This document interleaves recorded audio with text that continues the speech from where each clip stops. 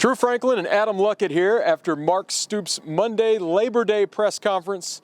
We went in hoping we would get news on Chris Rodriguez and his fans. We were hoping that news would be that he would play, but that is not the case as he and Jordan Wright are out again on the depth chart. And unfortunately, Mark Stoops did not have a lot to say about the matter. He said it's kind of out of his hands and he had nothing else to add, nothing new, but we know those two players will not be available. Luckett, we'll just start with that. What did you think of the no answer on Chris Rodriguez? Again, gave kind of a layer. He said it's a layered process, so there's not much he can really do.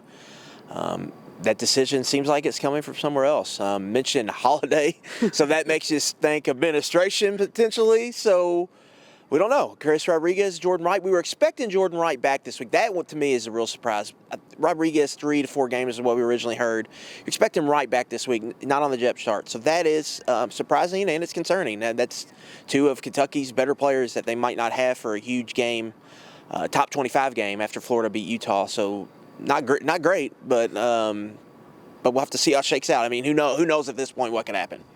I did think leading off with "it's a holiday" was interesting, Yeah. But it goes to show you, as Luckett just said, this is out of Stoops' hands, and he's said that over and over. I know there's a lot of curiosity in the fan base. We saw the comments coming in real time, people in all caps, just tell us.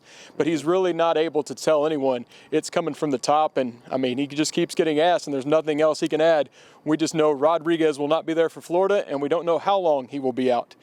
Behind Rodriguez, the depth chart listed Smoke and Lavelle Wright coming in as he came in good in the second half, but he'll be the number 2 because we had injuries in game 1, and it's not looking good for Ramon Jefferson and Juton McClain.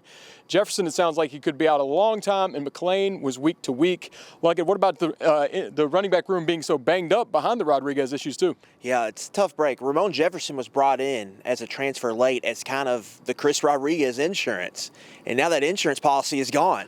So there's a lot of shuffling going on there. You add in McClain's injury, that's a big deal.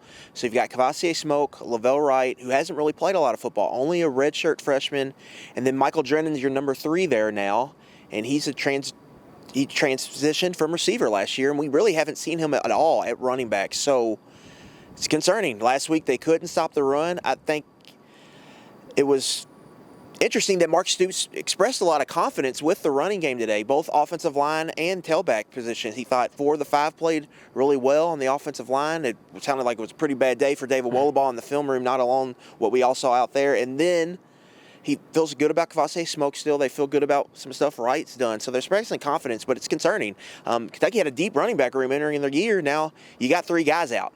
Now 2 by injury, 1 by suspension. So that is a concern heading into a huge game, and you need those guys to produce. Last week, Utah ran for over 230 yards against this Florida defense. So Kentucky's going to have to get that run game producing again, and they're going to have to do it with 2 backs. Yeah. You mentioned a third back, Drennan, Donut, came in as a high recruit, but we really haven't seen anything from him. If there was ever a time to make the chance of your opportunity, this week could be it. In mentioning the offensive line, on the depth chart, we did see Kenneth Horsey move over to the starting left tackle. That's a veteran, one of the stalwarts of the Big Blue Wall, clearly showing that while he didn't exactly get it done, and they're going to go to the veteran. Yeah, I think a lot in the Big Blue Nation have scars back from that Citrus Bowl when Kentucky just could not block that Iowa front in pass protection. A lot of that blame went to Kenneth Horsey, not necessarily fairly, but he struggled that day in Orlando at left tackle. I think it's one thing Kentucky didn't want to do is play him at left tackle. Now they're being forced to do it going to Gainesville because of the situation with DeAndre Buford, David Wollabaugh not landing the transfer in the offseason. They're just kind of out of options right now. And they're hoping, I think, Keontae Goodwin eventually can come on and kind of seize that position. But for now, they're going with their best 5. Jagger Burton at left guard, Kenneth Horsey at left tackle. And we're going to have to see how it shakes out. That group, offensive line in particular, I know they were taught. We just heard them talk them up for 20 minutes, but we all saw the game. We all saw what happened on Saturday. They have to play better, and it's a big week, I think, for offensive line coach Zach Yenser in that group. So the running back room and the depth chart overall were the big talking points. Outside of that, it was your usual Monday speak. Tried to get Stoops to talk high of the Florida game, but it's the usual day-to-day answer or a week-to-week answer. He did mention how that atmosphere will be. He said, Levis is throwing it really hard and the players need to catch it. Someone asked if that's on Levis or the players, but he said no, Levis is doing his job. Those guys just have to bring it in. Also heard a fun story about Barryon Brown, how after the first kickoff return, he kind of caught the ball above his head, and Stoops told him not to do that anymore in the end zone, or at least try to run it out. And then he did it a second time and took it back for 100 yards, just showing that athleticism for Barryon Brown. And Stoops said they had a funny moment on the sideline.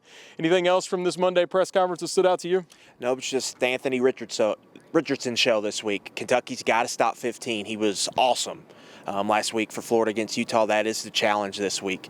And it's also interesting, two pro prospects here, Will Levis versus Anthony Richardson. This game's going to get a ton of national media attention, not because of ranked opponents, because of the Levis-Richardson dynamic.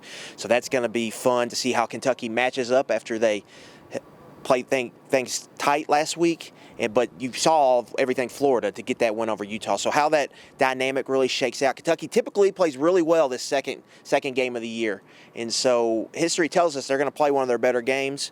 But what we just saw last week from Florida is going to be a tough challenge down there in the swamp, especially if you don't have Jordan Wright and Chris Rodriguez. So that was about it for Stoops' Labor Day press conference. We wanted news, and we got no news, which actually was the news. Just a lot of running back struggles going into that game, and the rest, we're just getting ready for Richardson and Kentucky heading down to the swamp. That one's Saturday at 7. Until then, we'll hear from the coordinators this week and Stoops again on Thursday. And you can find all that here on the KSR YouTube channel and KSR's Facebook page.